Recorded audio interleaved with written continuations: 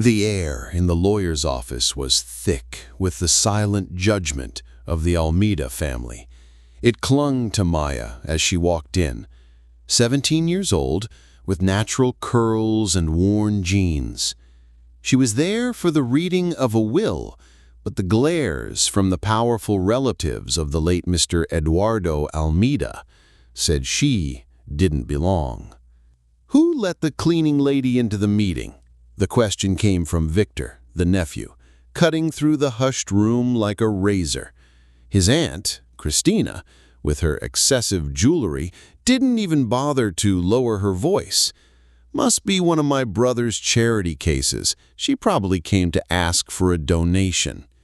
Maya's heart hammered, but she kept her face a blank canvas. She refused to give them the satisfaction of seeing her flinch. Ricardo, the eldest son, adjusted his expensive tie.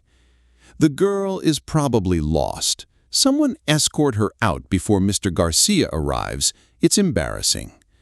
What they didn't see was the slight smile that crossed Maya's lips as the family lawyer, Enrique Garcia, walked in. His face was a mask of professionalism as he greeted each Almeida with a brief nod. Then his eyes found Maya. "Miss Maya," his voice said, quiet but firm, "please, have a seat." He gestured to the only empty chair, right beside his desk. A gasp rippled through the room. Victor nearly choked on his champagne. Christina's knuckles turned white as she clutched her purse. Ricardo stepped forward, his Italian suit seeming to puff with indignation. "Excuse me, Garcia," he said, his voice laced with suspicion, "but do you know this girl?" The lawyer's answer was a masterclass in calm precision. "I do, and so should you all. This is Maya Oliveira, Donna Celeste's daughter. She has worked in this house since she was 12 years old." The family's hostility intensified. "The maid's daughter?" Christina spat the words like they were poison. "What is she doing at a private will reading?" Maya sat down, her back straight. She had promised herself she would not cry, no matter what they said. Enrique Garcia opened his briefcase and removed a sealed envelope. "We are all gathered for the final will of Eduardo Almeida, deceased 3 weeks ago. But before the formal reading, he left a video." Ricardo scoffed. "Another one of my father's little dramas. Let's just get to the business." The lawyer ignored him and activated a screen. The aged but determined face of Eduardo Almeida appeared. "If you are watching this, then I have left this world," he began, his voice surprisingly strong. "I imagine you are eager to know how I've divided my estate." He paused, his gaze seeming to sweep over the room. "Before that, I have one question. Can any of you tell me the name of Donna Celeste's daughter?" An uncomfortable silence descended. Ricardo's frown deepened. Victor shifted in his chair. Christina pretended to examine her nails. "I figured you wouldn't," Eduardo continued, a sad smile on his face. "She has been working in our house for 5 years, and none of you ever bothered to learn her name." Maya felt a lump form in her throat as he went on. "I watched how you treated her, how you treated all the employees as if they were invisible, disposable." His face hardened. "And that told me everything I needed to know about the character you have built." The tension was suffocating. What no one in that room could possibly have imagined was that behind the quiet dignity of that young woman, there was a secret that would turn their world upside down. A secret Eduardo Almeida had uncovered in the last months of his life that was about to change everything. Eduardo's voice filled the room once more. "In recent months, I began to observe how you treated the people around you, the nurses, the cleaners, the drivers. and what I saw saddened me deeply." He paused to take a labored breath. "Then I noticed Maya. While you ignored her, I saw an extraordinary young woman who studied at night, cared for her sick mother, and still found time to read the books in my library." Ricardo shot up from his chair.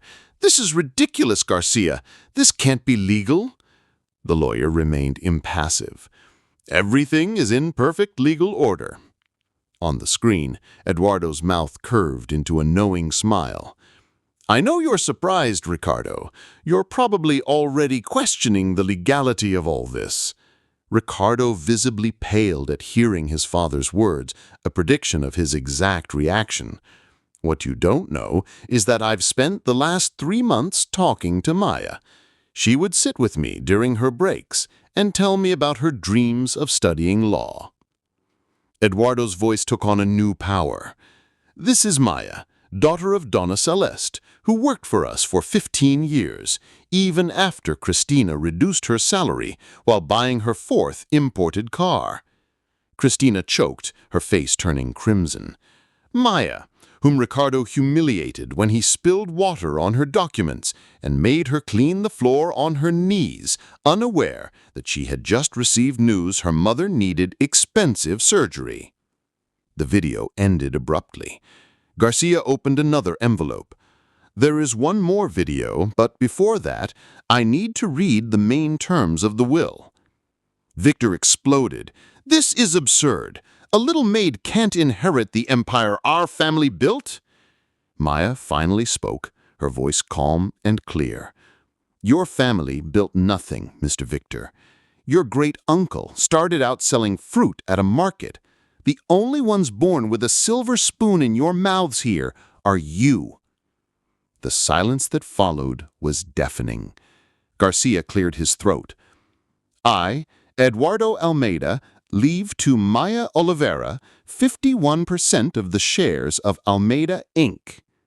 Ricardo screamed, his face contorted with rage. "This is undue influence. That girl manipulated a sick man." Garcia raised a hand. "There are conditions. Maya will take full control at 21.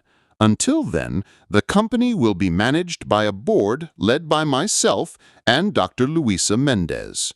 At that moment, the door opened and an elegant woman in a suit walked in. Her eyes met Maya's and she smiled. "Dr. Mendez was much more than your brother's doctor," Garcia explained. "She was the one who introduced Maya to Eduardo after witnessing how the young woman cared for her mother in the hospital, even after you fired Doña Celeste." Dr. Mendez nodded. "Doña Celeste and I studied together. When I found her in the hospital battling a cancer similar to Eduardo's, I couldn't help but notice what an extraordinary daughter she had." The Almeida family was still in shock, but the story was just beginning. Garcia inserted another flash drive. Eduardo asked that this video only be shown if there was a dispute. On the screen, a frail but determined Eduardo reappeared. "If you are watching this, it means my family is contesting my decisions. I am in full possession of my mental faculties. These arrangements were made after months of observation and recorded conversations that document the behavior of each of you." The screen flashed to a series of short clips, Ricardo yelling at employees, Christina firing Doña Celeste, Victor ridiculing an elderly driver. Eduardo had systematically documented his family's daily cruelty.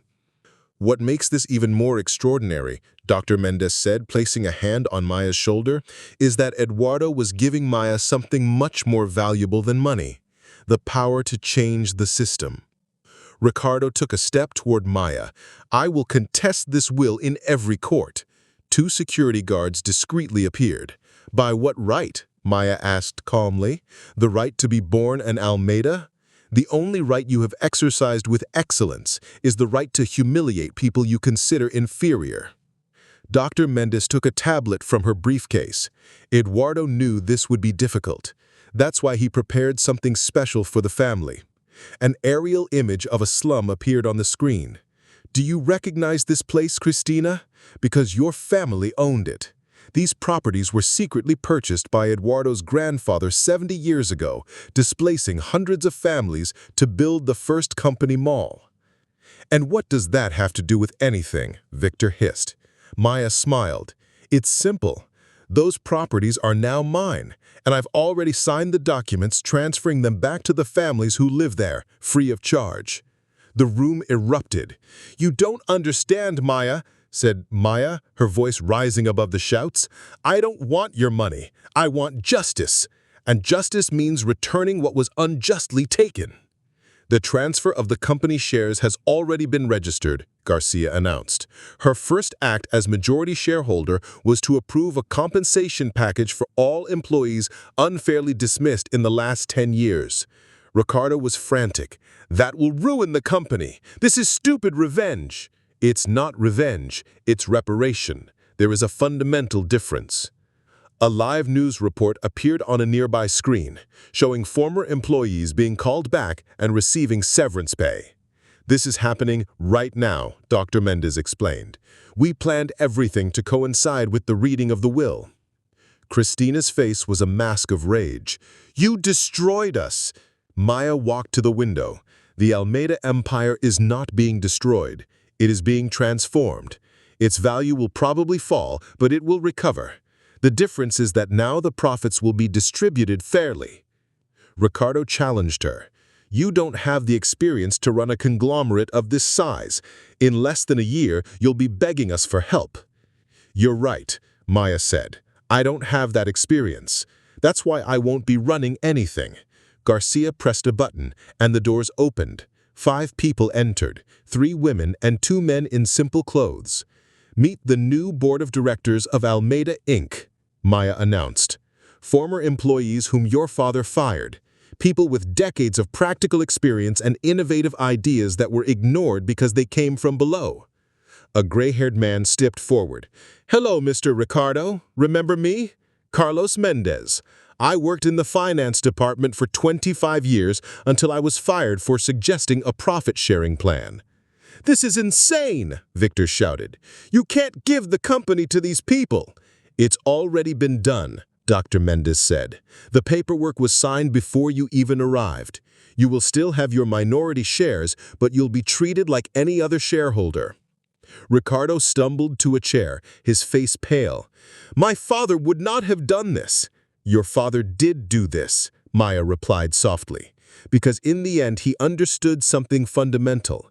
True legacy is not in the money we accumulate, but in the lives we touch." "You won't get away with this," Patricia said, furiously. "I'll expose this fraud." Maya simply nodded to Garcia. A video of Patricia, drunk, making racist comments, played on the screen. "I have hundreds of hours of this kind of material," Maya said calmly. "All of you, in private moments, showing who you really are when you think no one important is watching." Victor, who had seemed so arrogant just minutes ago, looked like he had aged 10 years. "What do you want from us?" "I want you to learn," Maya replied.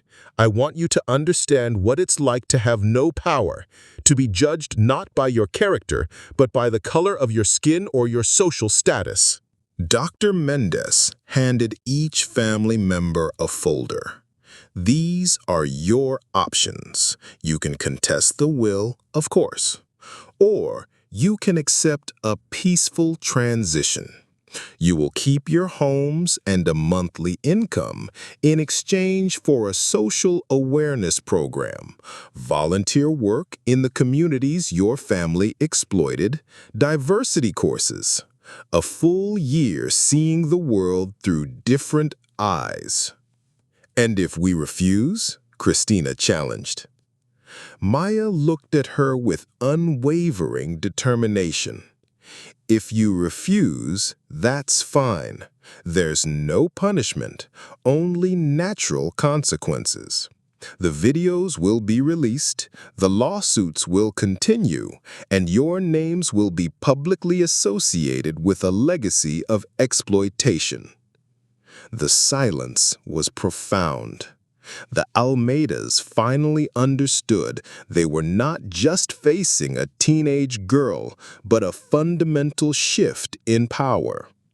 "This won't work," Ricardo muttered, still holding on to his arrogance. "You're just a girl. This empire will crumble in your hands." Maya smiled, a genuine expression of compassion. "You still don't understand. It was never yours to begin with, and it's not mine now. It belongs to everyone who built it, brick by brick, day after day." As the Almeidas sat in stunned silence, their empire crumbling around them, they could never have imagined that Maya's true plan had never been about revenge. When Eduardo offered her the chance to punish his family, she hesitated. "I don't want a world where we just swap who has the power to oppress. I want to transform the system itself." In his final days, Eduardo understood he had not only found an heir to his fortune, but to his deepest values, values his own family had never embraced. And with Maya's vision, a silent revolution was about to begin, one that would spread far beyond that room. It was a revolution that proved true power lies not in humiliating others, but in transforming them.